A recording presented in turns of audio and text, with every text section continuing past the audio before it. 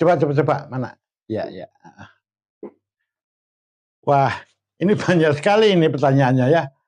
Saya bacakan aja langsung. Pertanyaan yang pertama, mengapa jumlah pin prosesor sangat banyak? Untuk apa saja fungsinya? Pertanyaan yang kedua, jumlah pin prosesor terus meningkat pada prosesor yang lebih baru.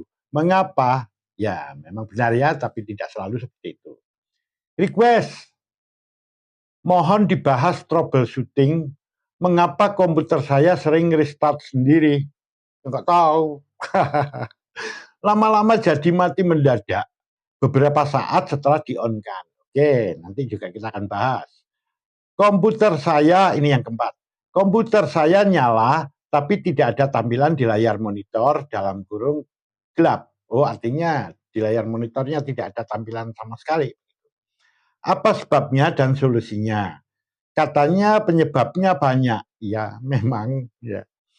Kemudian pertanyaan yang kelima, sebenarnya apa sih itu malware, virus, trojan, ransomware, spyware, dan lain-lainnya? Apa cirinya dan bagaimana cara pengendaliannya? Yang keenam, udah ya, kita bahas itu aja dulu karena ini banyak sekali. Dan kita bahas untuk pertanyaan yang pertama.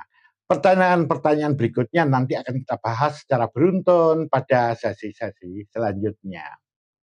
Baiklah, untuk menjawab pertanyaan pertama yaitu mengapa jumlah pin prosesor sangat banyak, untuk apa saja fungsinya, kayaknya saya harus menjelaskan dulu bagaimana mekanisme kerja aliran data pada sebuah komputer, khususnya pada motherboard. Coba, saya minta motherboardnya. Ya, yang itu. Oke. Nah, ini adalah contoh dari sebuah motherboard. Ini kayaknya, ini miliknya Intel ya, jadi motherboard ini berbasis prosesor Intel, jadi yang menggunakan prosesor Intel. Dan ini tergolong sistem baru yang masih dipakai sampai sekarang, karena dia menggunakan satu buah chipset tunggal. Chipsetnya ada di balik etching ini ya. Ini dikenal teknologi single chipset, dan pada basis Intel semacam ini dia dikenal dengan nama PCH, yaitu Platform Controller Hub, kependekan dari itu. Lantas bagaimana aliran data urutannya pada komputer semacam ini? Jadi bisa saya jelaskan secara singkat seperti ini. Data-data yang masuk dari alat input seperti dari keyboard, mouse, bahkan yang dari hard disk, SSD, atau dari flash disk, pokoknya semua data yang masuk ke dalamnya itu nanti akan dikirim langsung ke chipsetnya ini, ke chipset PCH ini. Kemudian data akan diteruskan menuju ke prosesor. Di prosesor itu ada memory controller. Jadi bagian sirkuit yang disebut memory controller, dia terintegrasi atau sudah disatukan di dalam prosesor. Dia akan diterima oleh memory controller itu, data yang berasal dari chipset tadi. Kemudian akan disalurkan ke memori utama. Data disimpan di memori utama. Data tadi akan dibalikkan lagi ke memory controller untuk dikirim ke core prosesor. Nah, ini ya untuk jenis prosesor semacam ini, apabila saya buka logamnya, tutup logamnya, maka tampilannya akan seperti ini nih. Ini ada dua buah core di dalamnya. Satu core prosesor dan yang besar ini adalah core grafisnya. Data tadi akan dikirim ke core prosesornya.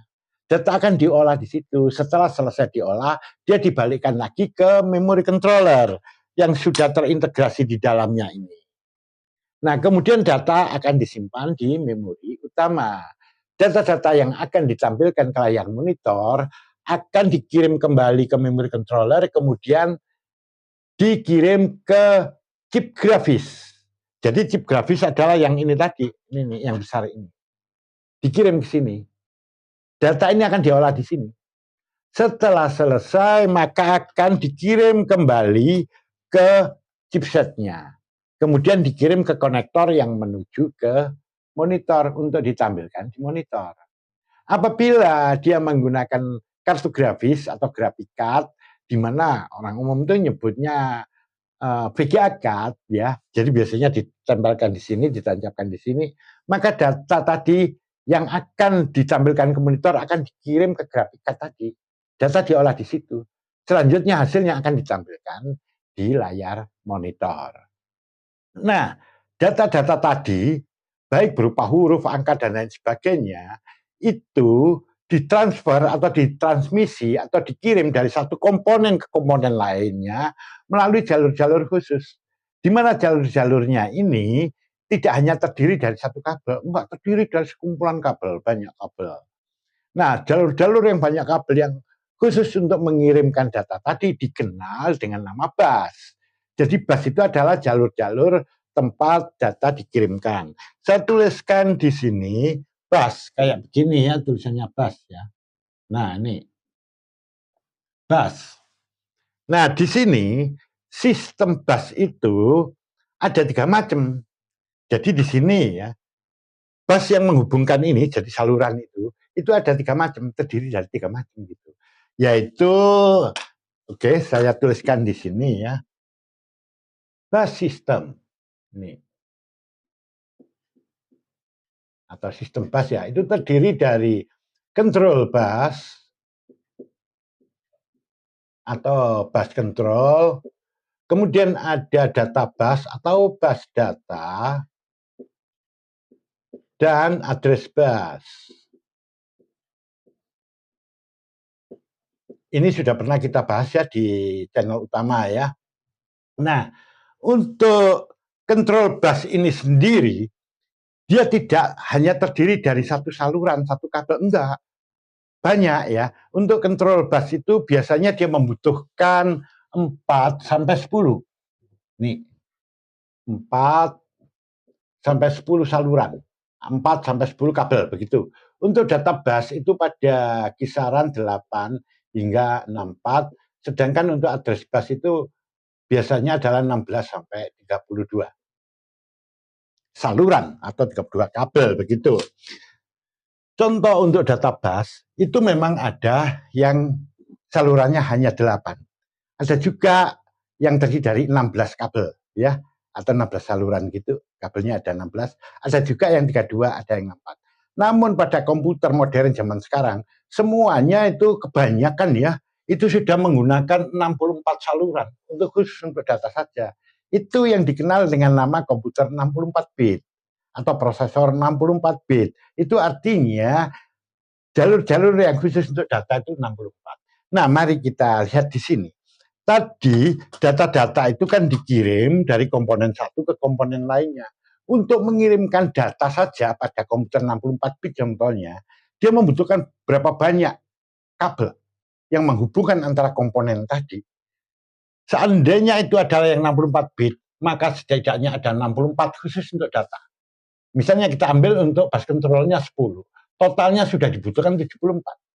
Kalau untuk address bus, kita ambil aja 32. Total jumlah kabel atau salurannya itu ada 100 lebih. Bisa dibayangkan.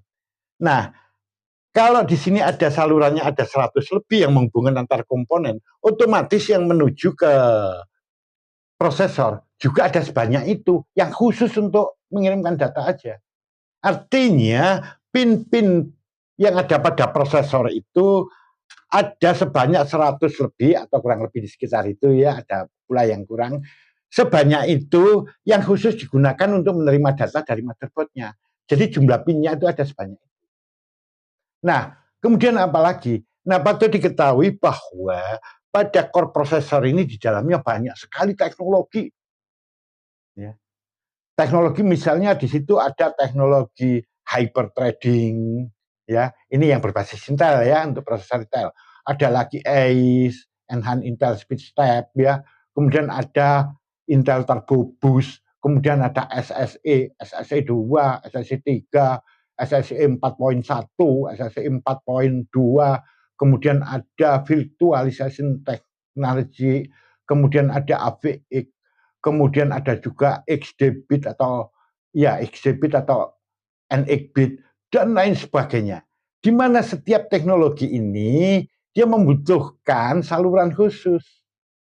Jadi teknologi ini berupa mesin ya, rupa dari mesinnya itu adalah sirkuit. Sirkuit-sirkuit yang ada di dalam core ini. Jadi ukurannya kecil sekali. Di situ ya nggak bisa dilihat dengan mata telanjang semacam ini. Nah, setiap teknologi atau fitur teknologi tadi itu membutuhkan saluran sendiri-sendiri. Satu teknologi misalnya hyperthreading, misalnya seperti itu, dia tidak hanya membutuhkan satu saluran, banyak saluran, ada sekumpulan saluran.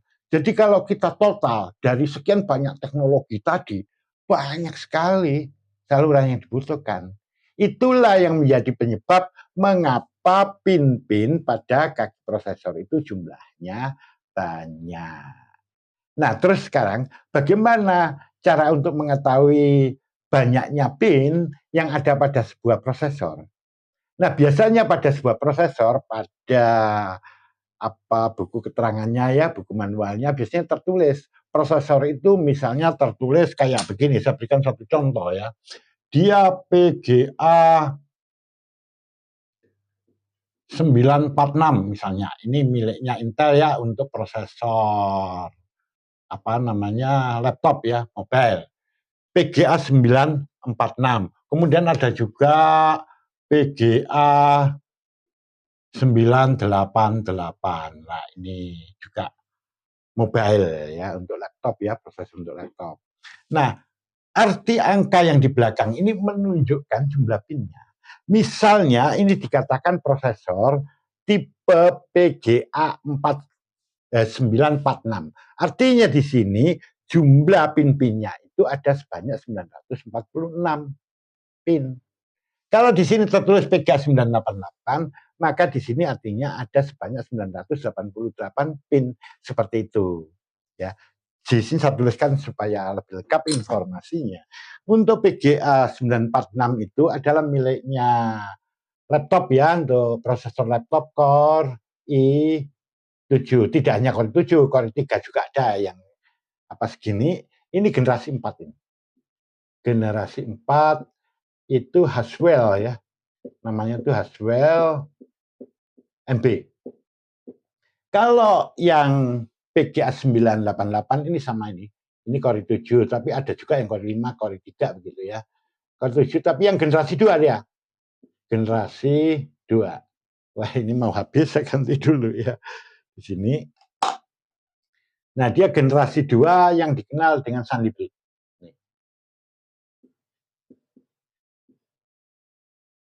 Nih. Nah, ini contoh dari yang tipe PGA. Lantas bagaimana yang LGA sama ya? Kalau LGA itu banyak di PC desktop atau yang untuk server. LGA sama ya, nanti untuk LGA itu jumlah titik koneksinya yang ada di bagian bawah prosesor itu juga banyak. Fungsinya sama, mirip kayak yang LGA tadi. Seperti itu penjelasannya. Jadi contoh ya yang LGA itu ini, ada prosesor tipe LGA 1700 misalnya. Nah, ini artinya jumlah titik koneksi pada bagian bawah prosesor ada sebanyak 1700. Ya, saya berikan contoh. Kalau ini miliknya Intel ya, miliknya Intel generasi ke-14 ini. Generasi 14 ya. Kalau yang miliknya AMD, contohnya ada LGA 4096 ya. Saya lupa itu ya. 4096 atau berapa ya? Saya lupa itu. Coba saya ingat. Ya. 94 kalau nggak salah. Nah, ini artinya apa? Kalau tertulis agak 1700 seperti tadi, maka di bagian belakangnya jumlah titik koneksinya ada 1700 buah. Kalau 4094 ya jumlah titik koneksinya ada 4094 buah. Kalau ini adalah miliknya Intel generasi 4 yang dikenal dengan Raptor Lake ya. Raptor Lake. Nah, sedangkan yang ini miliknya AMD. Ini AMD kalau nggak salah Ryzen Driver ini, kalau nggak salah ya. Mudah-mudahan benar ya. Ini salah penulisannya. Oke, kayak gini. Driver. White Heaven. Saya tulis heaven-nya di bawah ya. Nah, ini sekilas bahasan kita mengenai mengapa jumlah pin pada prosesor itu banyak sekali. Nah, sekarang kita akan lanjutkan pada sesi kedua yang akan membahas tentang jumlah pin prosesor terus meningkat pada prosesor yang lebih baru, mengapa? Namun kita bahas pada waktu berikutnya.